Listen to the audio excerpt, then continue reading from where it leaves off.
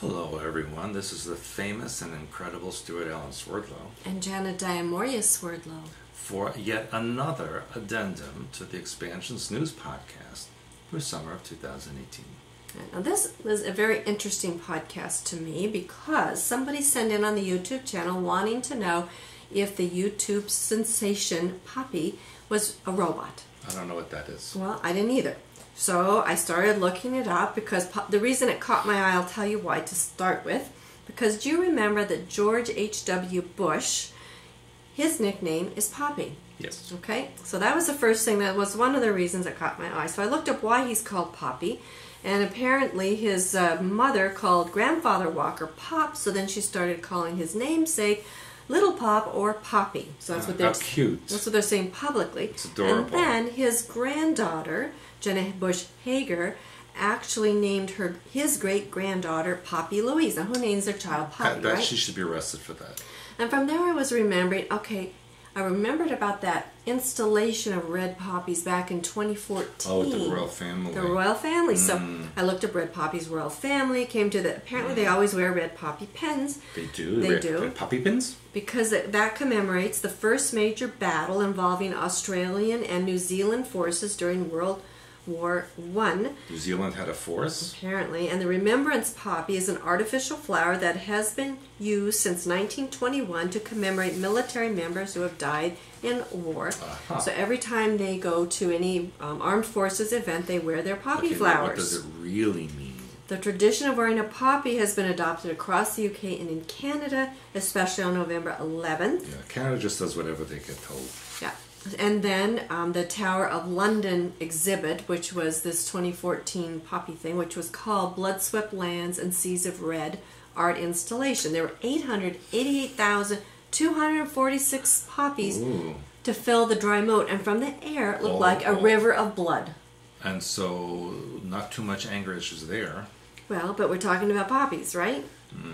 So you can actually buy one of those poppies, or maybe they're all sold by now, with the profits going supposedly to help the armed forces. If they would make it Popeye, they could just fill it with spinach. Well, that, now that makes sense because we did have Popeye when we were growing up, right? So that's gone, but we still have all these poppies everywhere. So, like I said, that was the first things that caught my eye when this person said poppy. And even according to this article back in 2014, you could even buy poppy seeds to plant in there. Poppies. Yes. Back in the Wizard of Oz. Right. Yeah, there you go. They were in the Wizard of Oz. So every time you turned around. So what do you think Poppy's programming is about? What do they make it about? Heroin. Yes. It's alternate mind control and all that stuff. So continuing on, then I went on to look up Poppy. So Poppy is a pop star who rose to fame via YouTube and may or may not be a leader of her own cult. Oh, it's a woman. It's a female. Because sometimes my grandchildren call me Poppy. Yeah, it's a female. So she portrays herself as a robotic pop idol. She's mostly known for her visual style, which is a mix of pink, cute, and angelic with occult and conspiracy symbols. How cute that is. Sometimes, for an hour, she reads passages from the Bible. This is on her YouTube page. She's religious. She's interviewed a plant, and sometimes she looks blankly at the camera to remind her audience that she thinks everything is okay. She understands the world, and then her nose begins to bleed. And people watch that. She has millions of viewers. Why are we doing this podcast? We could just stare at the camera and make our nose bleed. Yes. Millions doing nothing Seriously? but this. Seriously. Brain dead humans. Yeah. So this is what it just is amazing. She has a song called My Style in which she says, Poppy is an object, Poppy is your best friend. Now, there comes our hook again that I mentioned in a previous podcast. Since the lyrics are paired with a well-written hook, you end up singing these ominous phrases to yourself over and over, which is perhaps the point with this programming, Poppy programming. Then she's got a song called Computer Boy, which she sings about being in romantic love with her computer. She sings to her computer, don't ever leave me or go to sleep without me. Okay? Now, her first show was recently apparently in Wisconsin, and on the back of her business card was something that was written that said, reserve your spot in the Church of Poppy. Okay? So I went and looked up what is the Church of Poppy, because if you want to buy a ticket to her event. It's buy ticket, and underneath that, buy salvation. Buy ticket, buy salvation. Buy ticket, buy salvation. So I clicked on the buy salvation, which takes you to the Church of Poppy. And you have to fill out an application form. You have to describe yourself in one brief sentence. Then you pledge your allegiance and dedication to Poppy. And guess what? How you sign your name. You sign your name in blood.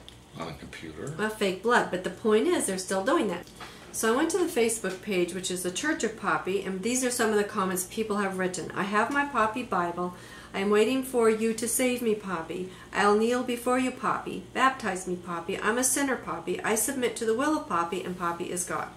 And then in an interview, they asked her about what was going on, and she says, it's kind of like an alternative family kind of situation. I'd say this is my cult. Yeah, I'd say so too. There are a couple of shows we're working on, plus a movie, and I'm writing a book. It's going to be a novel. I don't want to say what it's about, but it's going to be good, Poppy. The movie will be about me. I'm the main character, and I think experimental is the word. So, and it's the channel, it said YouTube channel was started in 2011, which was a single take of Poppy eating candy floss. That's all it was. That's all it was. And then she gives also an interview to a mannequin called Charlotte.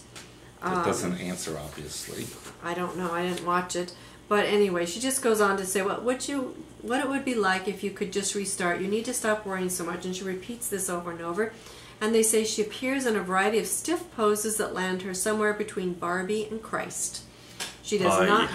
Yeah, long ways there. And she never reveals her legal name. Instead of disclosing her age, she prefers to tell interviewers that Poppy does not identify with an age. I see. And then this is kind of a telling sentence. It says, intentionally withholding humanizing detail is a way of separating the artist from the art or putting you into a programming altar.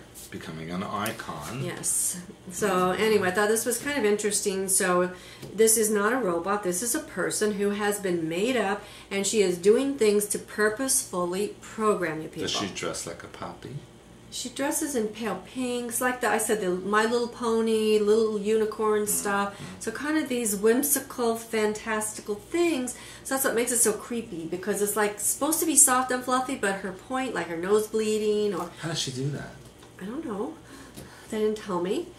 Well, I think Poppy needs to stop me. Yeah, so anyway, I just think it's really, really strange. So if you have ideas of what you think this programming is about, please let me know. Or she needs a Naki on her Poppy. But it's just interesting that this Poppy theme, and there's a couple of things that you brought up, like the Wizard of Oz Poppy, and there was something else that I'd kind of forgotten. Oh, Popeye, Poppy. Mm-hmm. So we want to think about all this, but many, many layers of programming. So, The True Reality of Sexuality, 13 Cubed. Those are great books if you want to learn about programming. We're working on sexually deprogramming as our topic in the blog. And Hyperspace Helper has basic deprogramming exercises. So join us sometime on our site. Like, comment, and please let me know what you think about this. Pick all the poppies you can find. Yeah.